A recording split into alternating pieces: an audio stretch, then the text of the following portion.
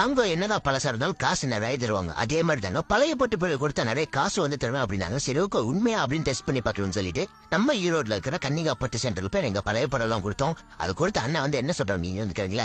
Sir மொத்தம் 5 சேரி கொண்டு வந்திருக்கீங்க, ஒரு சேரி மட்டும் போகாதுங்க. இது ரெட் கலர் வந்தால் நாங்கள் வாங்க மாட்டோங்க, ஒயிட் கலர் வந்தால் தான் சார் போகும். இந்த 4 சேரியுமே பியூர் ஜெருகுங்க சார், பழைய புடவைங்க, நல்ல ரேட்டுக்கு போகுங்க.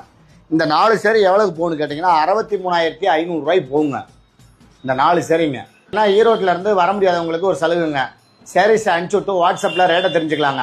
அப்படி இல்லைன்னா கூட வீட்டுக்கு ஃபோன் செய்தால் போதுங்க, வீட்டுக்கே வந்து உடனடி பார்த்துட்டு வந்ததுக்கான சார்ஜ் எதுவுமே கிடையாதுங்க. சேரீஸோட பார்த்துட்டுங்க ரேட்டை ஸ்பாட்லேயே கேஸ் கொடுத்துருவோங்க. சேரீஸ் என்ன ரேட்டுன்னு சொல்லிட்டு உடனே பணம் கொடுத்துருவோங்க, அதிக பணம்.